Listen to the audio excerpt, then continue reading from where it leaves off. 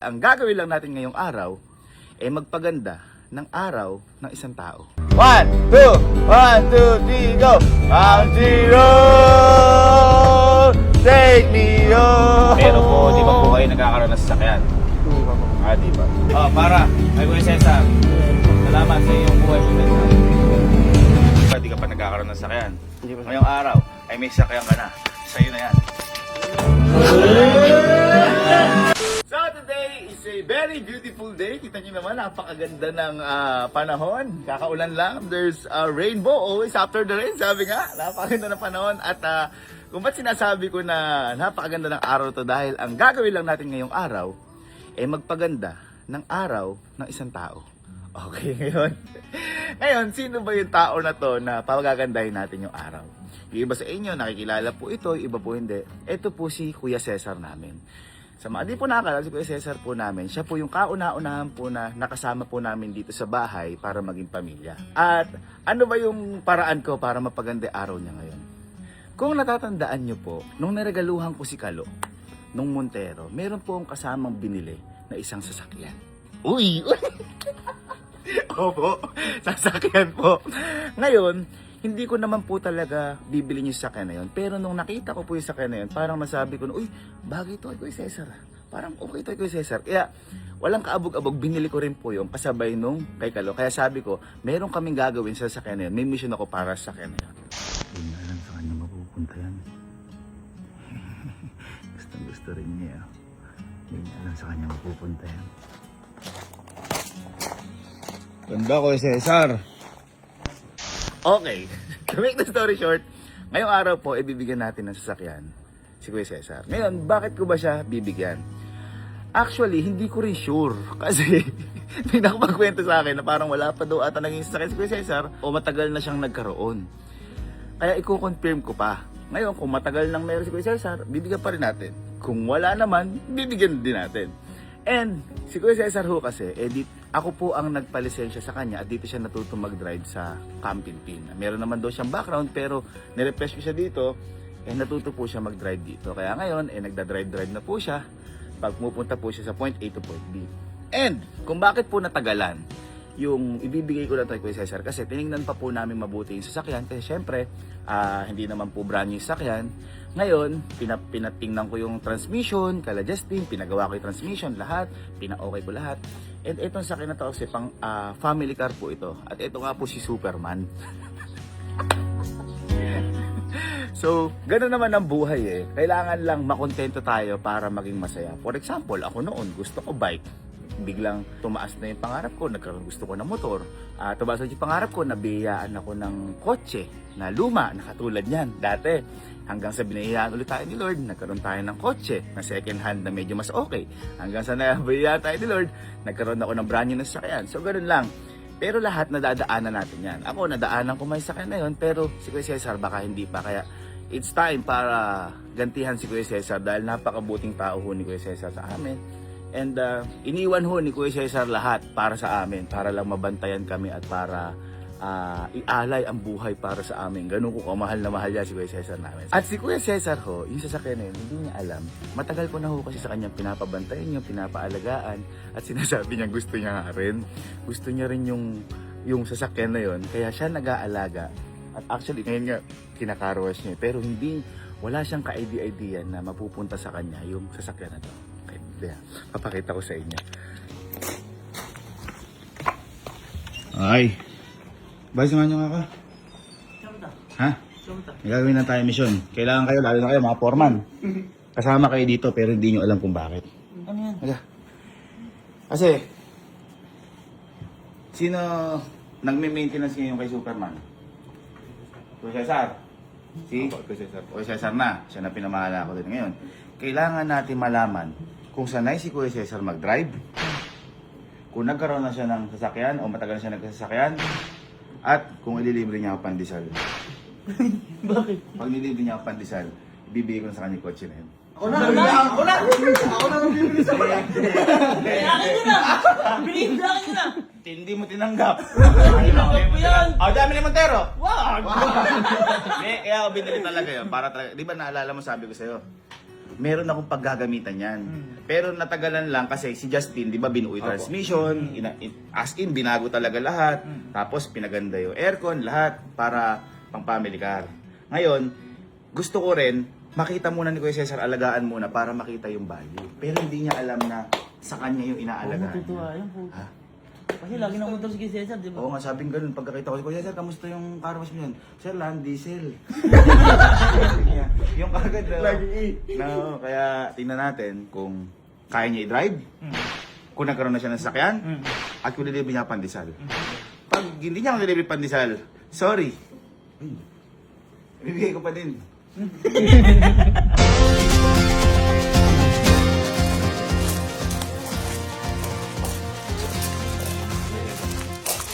Cesar, the car is clean? Ha? O tara, Kuya Cesar, pag-drive mo kami. Uy. Boy, tinan mo naman yan. Gaano kaalaga ni Kuya Cesar yan. Amin ko lang sir yung diso eh. May password pala. Ayan, may password. Diso. Isu. Sundo. Magaling ka magpatawa, Kuya Cesar. Yay! Kuya Cesar, parang nakaroon ka. Kinabahan ka, nakita ko. Nakita ko, Kuya Cesar, kinabahan ka. Kuya Cesar, di ba ikaw yung nagme-maintenance na to? Apo. Baka naman mamaya tinatakas mo sa gabi to, may sinasakay ka iba. Hindi sir. Eh, ba't kumote yung diesel? Dati na sir yan. Ah, dati na. Pero Kuya Cesar, matino na siya. Okay na siya lahat. Yung sa wiper na lang. Wiper sir, sa itong pin ko. Pero okay na siya lahat. Okay sir. Na may maintenance na mabuti. Apo. Hepet! Hey! Big boss! Sabi ni Bermel. Pero nakagoma? Nasagot niya yung sarili niya. Kuya Cesar, matagal ka ng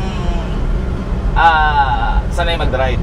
Nung sir kasing nagdadrive po si tatay ng truck po. Baka maiyak ako, Cesar. Ano sir? Hindi. Tinuruan po ako. Ha? Tinuruan ka? Apo.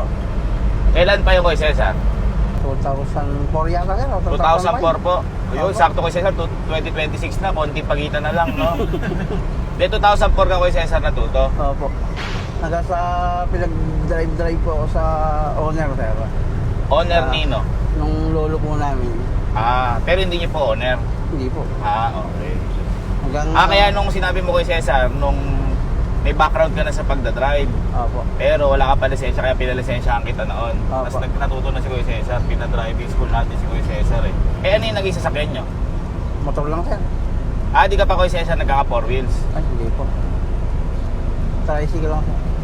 3 wheels yun, Kuya Cesar. 3 Opo, 3 wheels. Pero meron kang motor tsaka tricycle. Ano sir, yung motor lang, yung service ko po. Pero nagkaroon ka ng tricycle. Tatay po, sa amin na rin po yun. 5 wheels. Kasi mas mayaman ka Kuya Cesar. Ibig sabihin ko Cesar, sa natuto ko lang mag-drive dahil kay tatay niyo po. Pero po, di ba po kayo nagkakaroon ng sasakyan? Hindi pa po. Di ba? Ba't may nakatayo doon po? Gusto niya sir, kung sakali nga na ano, pag ika nagdire-direct yung negosyo natin na to, kayo ika ang papalit sa magulang niyo. Okay. Parang papamana. Opo, sakto naman po na... Haba naman o, Cesar. Para kala ko minor yun eh. Kala ko nag-minor. Parang mild stroke sir. Na mild stroke po si Lord. Kunwari may lasing, ginigiliran ka. O sir. O kaya may galit sa daan, ginigiliran ka. Ano ko Cesar gagawin mo? Paunahin ko na sir. Yun! Palakpakan! May dadaan na matanda. Hirap tumawid. Ano ko Cesar gagawin mo? Kung kailangan sir huminto. Tapos? Alalayan pa yung motor. Yun! Iba ka. Paano kay Cesar? May magandang babae. Napakaganda. Tapos tatawid. Parang nahihirapan din. Ano gagawin mo Cesar? Sir, hinto ko yun. Tapos satakay ko na.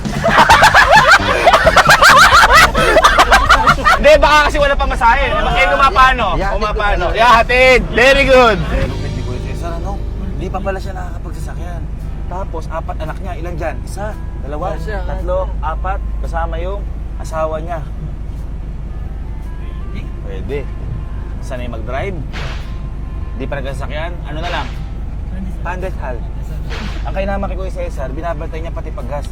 Ayun, Siyempre, baka maduga, di ba? Ayun o, sinecheck ni Kuya Cesar, nagpapasikat si Kuya Cesar. Nagpapasikat siya. Kuya Cesar, ano pinaka-favorite mo kanta? Ano favorite mo kanta? Ano nga ba, sir? Alam mo ba yung kanta na Country Road? Guys, kanta natin si Kuya Cesar. Dadinig ko lang, sir. 1, 2, 3, go! Country Road, take me home to the place I belong,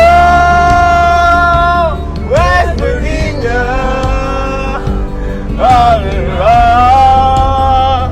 Take me home, Country Road. Sino gusto pandesal? Pandesal ko yan. Libre kaya ako ni Kuya Cesar. Libre kaya ako. May pandesal po? Ay, wala na po. Kumpya. Opya. Ito may cash. Magkano po isa? 6 po. Ito may cash. Wala kayong cash? Kuya Cesar, may cash ka? O, libre nga Ano mo. na kayo? Ano ba to? Hindi, okay lang ate. Okay lang. May cash ka ba? Ano, sir? 100. Ayun! Kuya Cesar, libre muna kami ha. Sige, sir. Ay, yun! Hopya, ate. 100. Opo, lahat. Ano po yung susunod po sa hopya? Hindi po, mani. Hopya, mani popcorn. Hindi, joke lang. Nakakatawa ko, nakakatawa ko. Nakakatawa ko. Sino sir, nag-guesser mo ba? Ano ba, sir? Baka sa ating magkaya pandesal, wala pala tayong cash. Buti may cash ko sa Cesar. Thank you, thank you po. Ay, mali! Ano po yun? Crinkles pala. Sorry po. Ay, hindi po, okay lang po. Mali ka po. Ay, thank you po. Salamat po ng marami. May libre pa tayo kay ate. Bili po kayo ulit. Opo, siyempre po. Oh, buhay, dito isa. Salamat kay Cesar sa iyong 100 piso. Oh, para kay Kuya Cesar. Salamat sa iyong buhay, Kuya Cesar. Thank you. Kuya Cesar, parang masamay loob mo sa hopya na... Sige, sir. Ilipin tayo ni ate. Ate, thank you sa buhay mo. Pipili namin yung pag-bakery mo next time. Pinipilihan na buhay. Hindi, yung buong bakery. Hindi yung bakery. Ay, di ba tayo nalibre? Hindi, dahil pinalitan niya ng isa. Oo nga pala. Guys, di pala kami nalibre. Pinalitan pala. Pero thank you pa rin ate ha. Disclaimer lang. Inati pala niya crinkles at saka hopya. Oo, tag 50 pesos. Kaya sabi ni ate kanina na mali. Ay, na mali. Mali! Ano po yun? Ako din ate na mali. Di mo pala kami nilibre.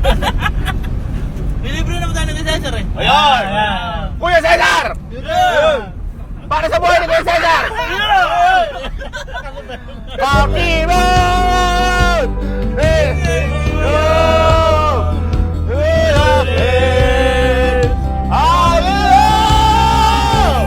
West Virginia!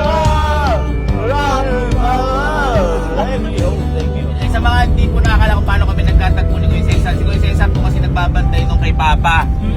Nung nasa puntod na si Papa, ang dami ko Cesar binabantay ang patay nun, no? Dami, sir.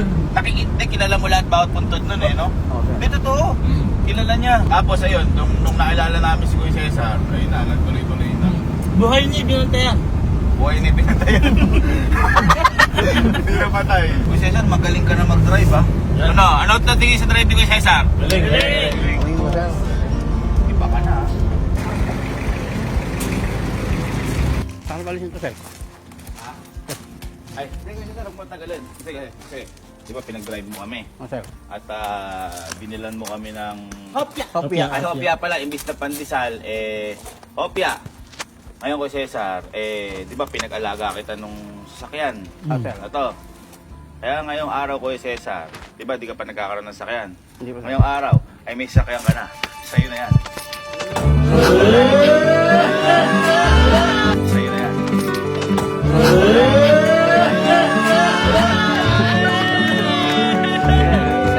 Sa'yo na yan. Alam mo, ay, may ribo na! Gulat na! Sa'yo na yan ko Ito ba, sir? Pinili ko talaga para sa iyo yan. Inayos ko lang lahat, transmission, aircon, yung slip mismo makina. Pero nung nakita ko yan, sabi ko ba, ay, magagita kay Kuya Cesar ha. Pero hindi ko pa alam istorya mo nun. Pero binili ko na kagad para sa'yo si Superman. Yay! Sir, thank you po. Makikasakay ko na yung ano ko dyan. Yung Family. Yeah! Kaya nila yung pamilya. Isa pa lang, sir. Isa pala. Pangalan niya kay Cesar, Super Cesar. Ang papalit, ano yung pangalan? Hindi na Superman. Ano na papalit mo? Super Sar, sir. superstar na. Ay, Super Sar! Yeah, Super Super Cesar. Sar kasi Kuya Cesar. Yay! Congrats, Kuya Cesar. Thank you po. Congratulations mo yan, Kuya Cesar. Kasi si Kuya Cesar ang pinakauna nating nakasama dito. So, hindi ka na ngayon ni Kuya Cesar mag-2 wheels. Yan. 6 wheels na. Lagay mo yung motor mo dyan. Totoo ba, sir? Sige na, kaya pinapabantayan ko sa'yo Kuya Cesar para makita mo rin lahat, para maaral mo. Eh nakita ko naman, naaral mo, sanay ka na rin mag-drive. So, sino yan? Iuwi mo ngayon tong araw na to. Yun. Oh! Hey, yun! You love it! I love West Virginia! Kuya Cesar, para presidente! Thank you po. Kadino! Yes, sir. Kuya Cesar ko, para sa yan. At maging mabuting tao, kasi napakabuting tao ni Kuya Cesar. Yeah. Natin nabigyan ko na ng iPhone si Kuya Cesar noon wala ka pa sa amin. Natandaan mo Kuya Cesar. Tapos ang ginawa niya doon, nanood siya. Ano niya, pinagamit niya sa mga anak niya. Yeah. Pinagamit niya sa anak niya kasi nagtatrabaho na gaan niya. Kaya Kuya Cesar, sana magamit niyo to at iuwi mo sa bahay niyo, maging masaya kayo. I can't wait na makita ng pamilya mo yan, Kuya Cesar. Congrats. Salamat po. First car mo. Oh, sir. First car. Congrats, Kuya Cesar! Thank you po, thank you po.